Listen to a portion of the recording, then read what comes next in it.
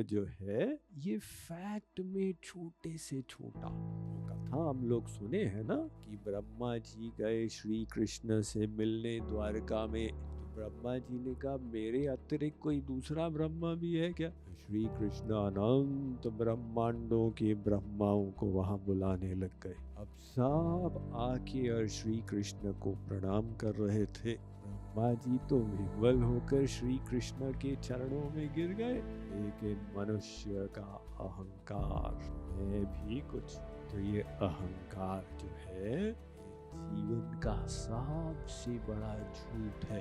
मैं भी कुछ हूँ, सारे का सारा टेंशन का कारण अहंकार।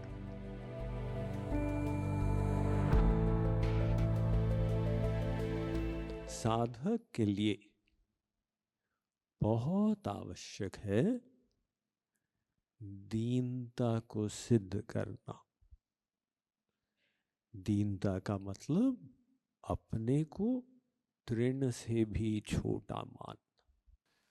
तो ये पॉइंट पर हम सब लोग विशेष ध्यान दें और इसका अधिक से अधिक अभ्यास करें। वो एक तत्व है, मन का एक भाग है। वो अहंकार जो है इतना गहरा है कि वो आसानी से नहीं जाएगा। को बार बार बार बार अपने को समझाना पड़ेगा। लेकिन अगर हम भक्ति रूपी धन चाहते हैं तो बिना दीनता के तो मिलेगा नहीं। प्रेम रस चाहिए तो मान को खत्म करना पड़ेगा। जब मैं था तब हरि नहीं, अब हरि है मैं नहीं। ये जो मैं जो है ये भ्रामक है। तो हम मैं से क्या आइडिया लगाते हैं, ये इंद्रिय मन बुद्धि ये व्यक्तित्व। और फैक्ट में मैं क्या है? फैक्ट में मैं भगवान का अंश आत्मा है। कितना नगण्य है ये आत्मा।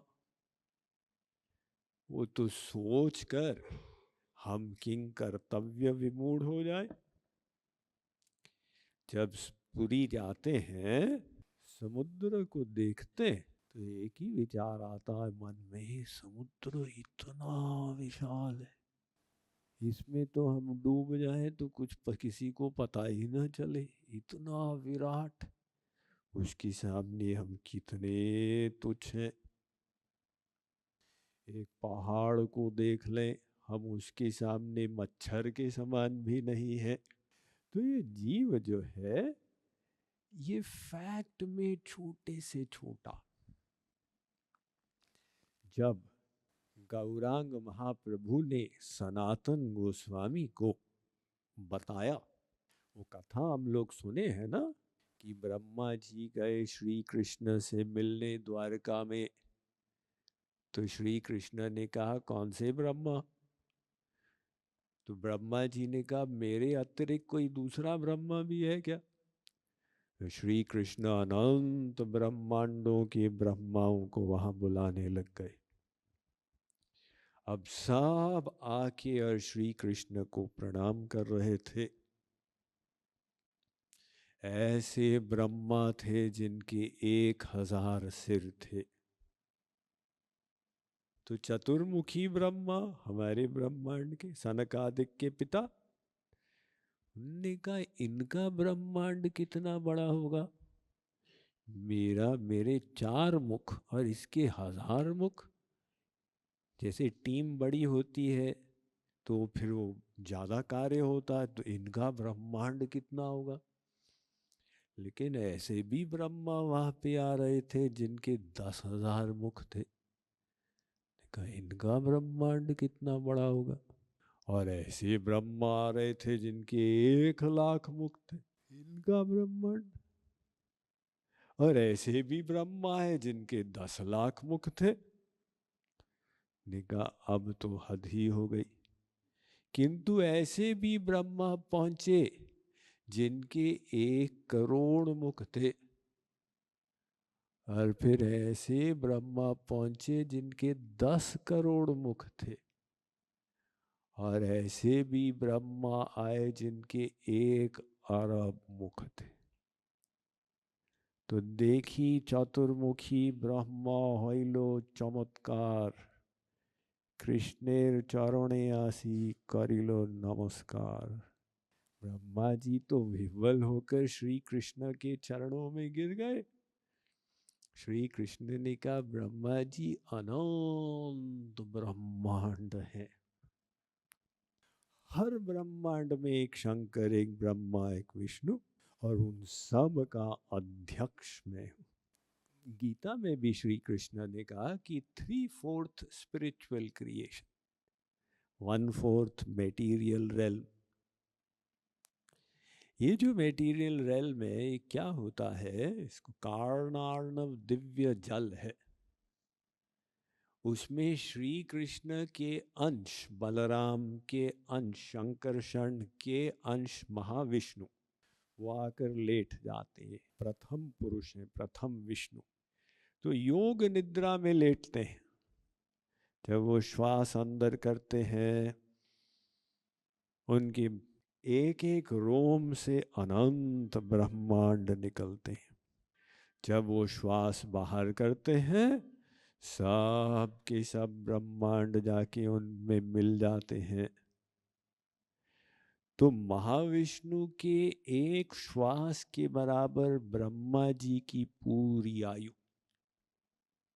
ऐसे ही मनुष्य का 1 वर्ष के बराबर देवताओं का एक दिन। वो देवशयनी एकादशी, देव प्रबोधिनी एकादशी। तो देवताओं की आयु कितनी लंबी? अब हर मनवंतर में सारे देवता बदल जाते। इंद्र भी बदल गया, वरुण भी बदल गए, कुबेर भी बदल गए। और ब्रह्मा जी के एक दिन में 14 मनवंतर हैं, तो 14 बार इंद्र चेंज होते हैं। 14 बार इंद्र चेंज होते हैं ब्रह्मा जी की एक डे में। और ब्रह्मा जी की उतनी बराबर की रात्रि, और दिन रात के हिसाब से ब्रह्मा जी की आयु जो है वो 100 वर्ष। तो ब्रह्मा जी के 100 वर्ष के बराबर महाविष्णु का एक श्वास। तो महाविष्णु से इतने ब्रह्मांड निकलते। अब हम तो मल्टीवर्स थ्योरी बता रहे थे 40 वर्ष से। अब साइंटिस्ट ने भी खोज की मल्टीपल यूनिवर्सेस। लेकिन शास्त्रों में तो पहले से है।